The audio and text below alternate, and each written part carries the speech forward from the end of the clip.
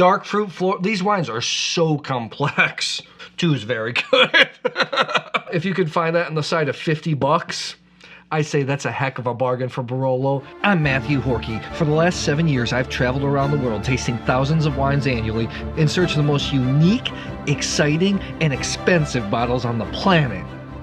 Barolo is the most powerful and dynamic expression of the grape Nebbiolo. Barolo is a small appellation in northwest Italy in Piemonte, right in the heart of the home of the slow food movement. These are outstanding wines that are made of 100% Nebbiolo. Comparisons between Burgundy and Barolo are often made because in red wines they utilize one single variety, Pinot Noir and Nebbiolo, and terroir, site location, vineyard location matter a ton. Barolo is also made in tiny quantities. I think the latest statistics show about anywhere from 11 to 12 million bottles of Barolo are produced every single year. I know to some of you that seems like a lot, but the demand for these wines are high, so that drives up the prices. Today, Barolo is known as an age-worthy, dry red wine. However, up until the mid-1800s, it was a sweet wine. Classic Barolo flavors include tar, rose petal, sour cranberry, sour cherry type flavors, tobacco, real earthy. They're usually nice and round and complex on the palate until you get to the back end. That's when the tannins come in and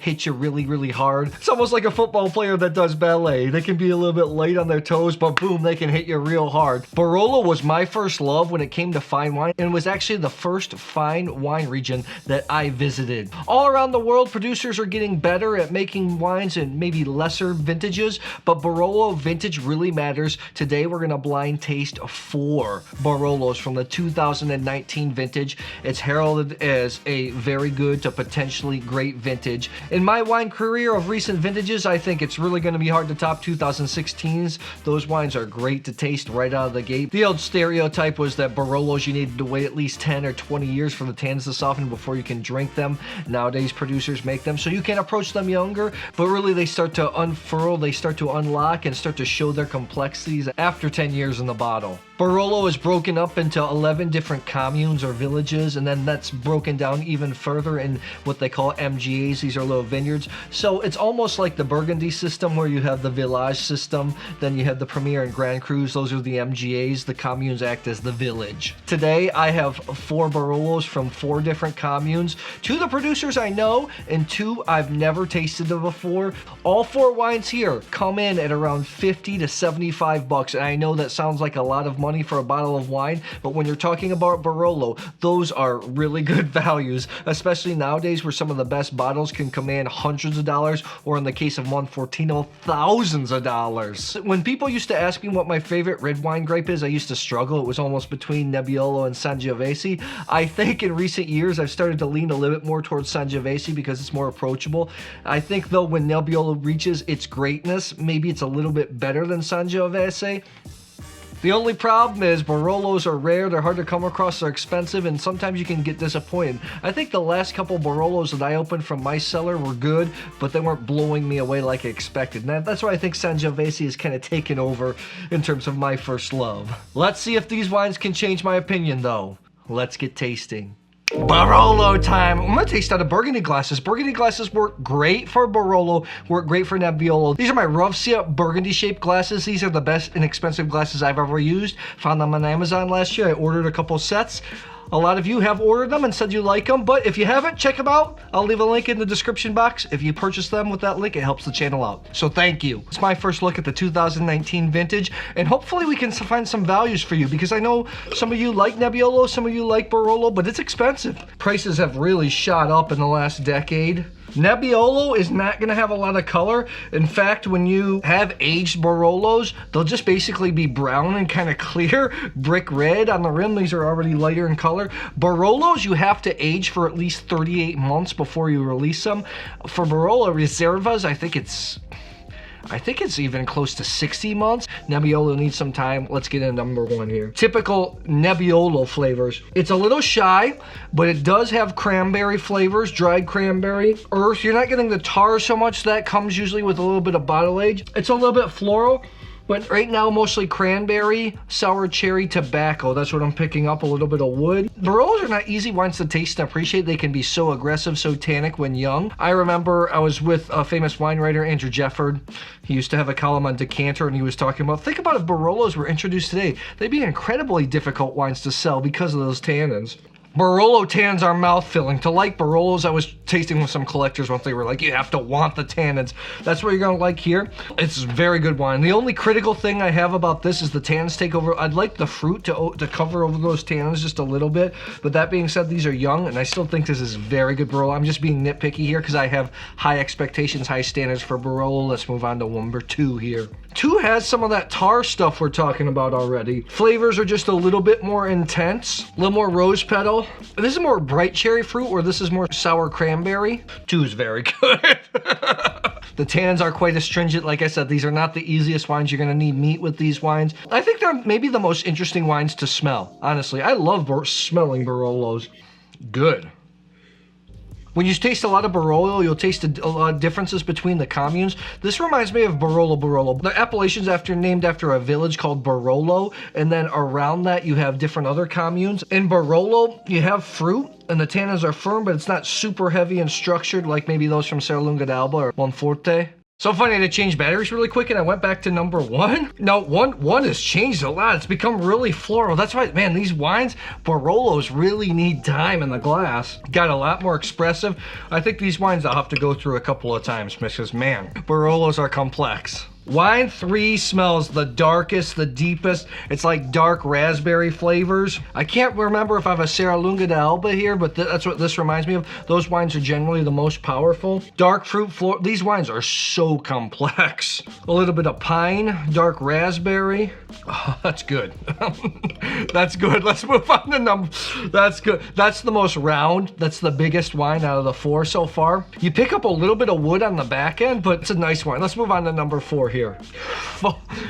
4 is very delicate, very floral. 4 has exactly all the elements I want in the nose in a good Barolo. Cranberry, rose petal, tar, a little bit of pine leaves, fall leaves. This is going to be a tough episode. These are all really, really good wines. Really good wines. When I do blind tasting videos, I like to go on first judgment, because when you're blind tasting, you screw yourself up usually. If you have your second and third guess, you don't go with your first instinct. But man, these wines are changing so much in the glass, just even in a few minutes.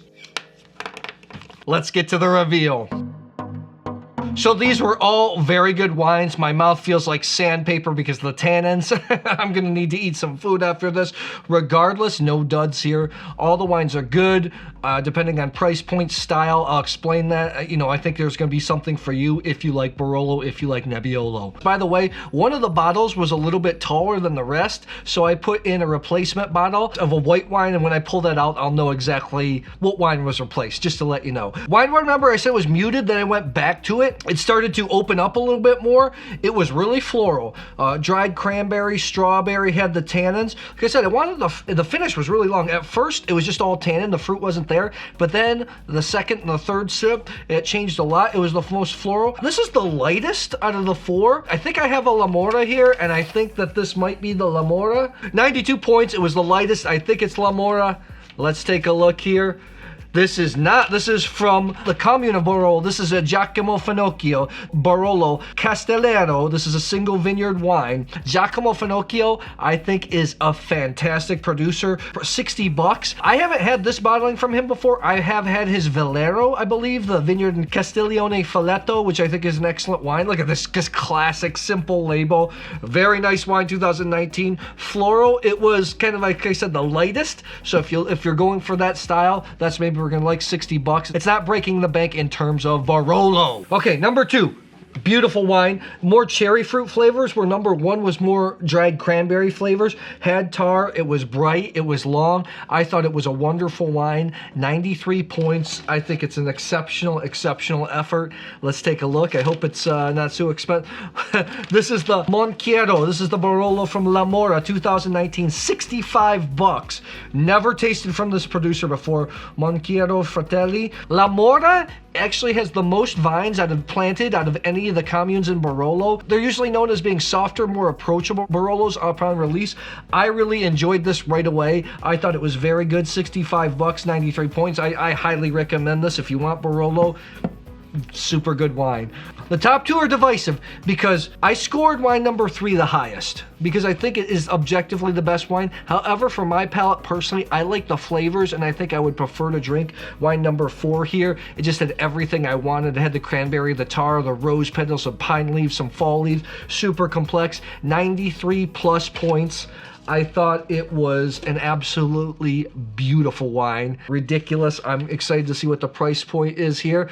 Producer, I've never tasted before. This is the Abrigo Giovanni. This is the Barolo Ravera vineyard, 2019. Very famous vineyard. This is in the commune of Novello. It's very close to Barolo. There's a famous wine, Vietti's Ravera Barolo is an excellent wine. That comes in like at hundreds of dollars. This had weird pricing. I looked it up on Wine Searcher and I saw anywhere from 50 to 90 bucks. Just kind of classic label. If you could find that on the side of 50 bucks, I say that's a heck of a bargain for Barolo. You're paying for demand when it comes to Barolo. You're not always paying for quality because Barolos can be all over the place, but man, I would buy that wine. Probably even buy that wine about 100 bucks. I think it's really good. Okay, wine number 3. It was the darkest. It was the richest dark raspberry, pine, floral. Had tasted a little bit of wood on the end. I had to let you know that, but I gave it 94 points. I thought it was exceptional. I preferred to drink this style because it was more red fruit flavor, but I think objectively this was the best wine.